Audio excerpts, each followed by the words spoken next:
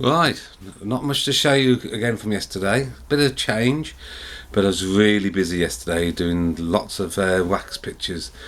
And it gave me a lovely story I'm going to share with you in a moment. Yes, it's going to be that boring. So that's all I did. I bet you can't even tell what I did. I bet answers on a postcard. All I did is I actually made those windows smaller. It was a bit of a fiddly job because I had to redo some of the bits and take them off and put them back again and so forth. But I'm much happier about that now. Those aren't going to be skylights now. They're going to just be vented sort of ventilation for the fishery. That's what I was. So that's what that's going to be doing. So that's all I actually did yesterday.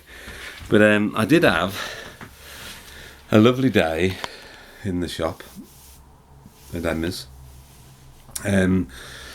Well, a lovely end of the day actually. I had 3 sets of people in, and they were so lovely, so generous and kind that one of them generally made me doubt that what they were doing, and it took me back to a real nasty moment in my life.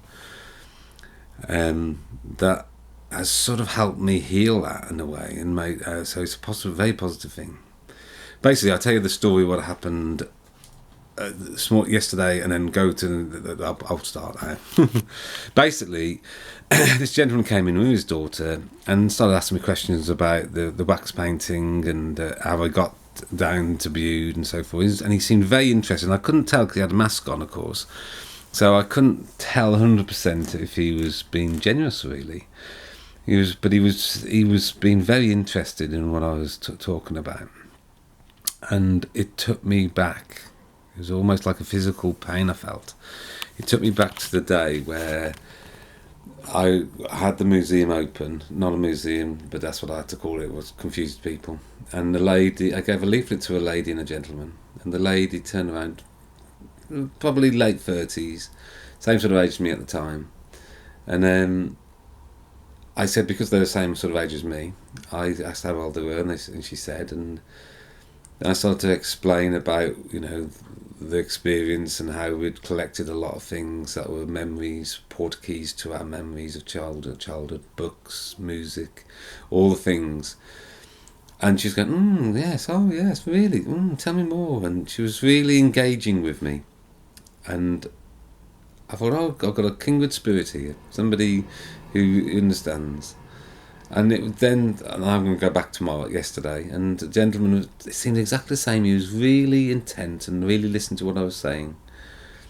And then, like any audience, I started to play up to the audience and started to talk more about it, get more passionate about it, and being over top probably usually is the case.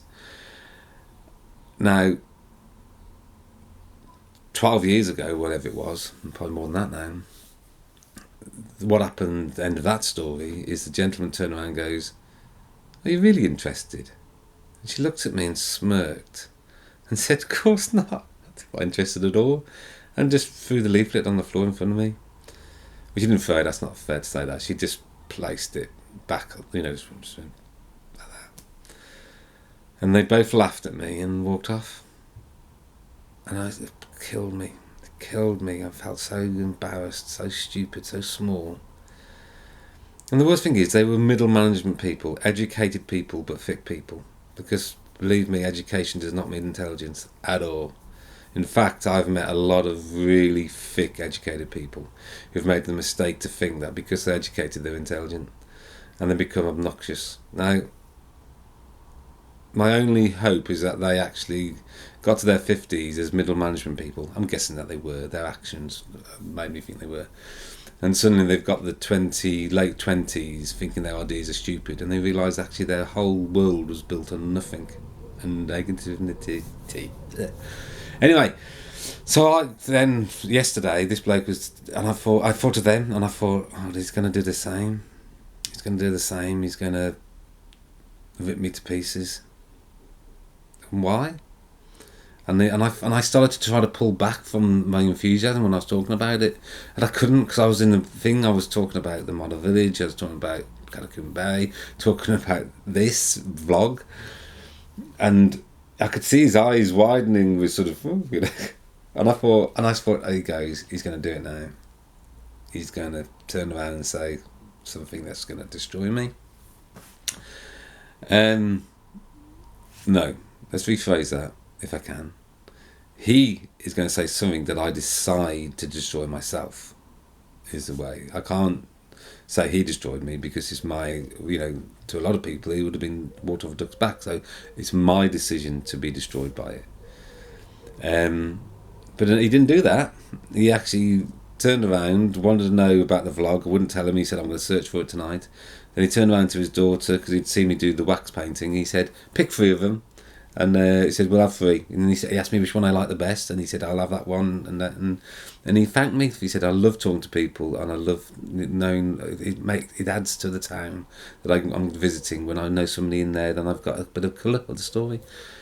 And I did actually say to him, I goes, do you know, I think the universe sent you to me today. I needed you today. Thank you. And I don't know, because I couldn't see his face. And then they had another couple in and they were chatting away. And it was lovely. It really was lovely. And it's just taken the edge off, because I have a terrible habit of replaying the same story and going over, and it's silly. It's wasters energy and wasters time. So it was good, and it gives me hope that this, what I do, and all the models and the experience I'm building will be noticed and shared and loved. And I want to be able to sit back and up on the balcony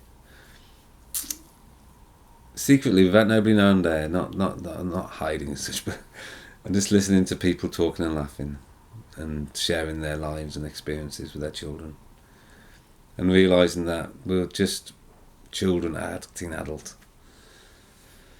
So anyway, that was a long waffle, wasn't it? So it is time to say goodbye.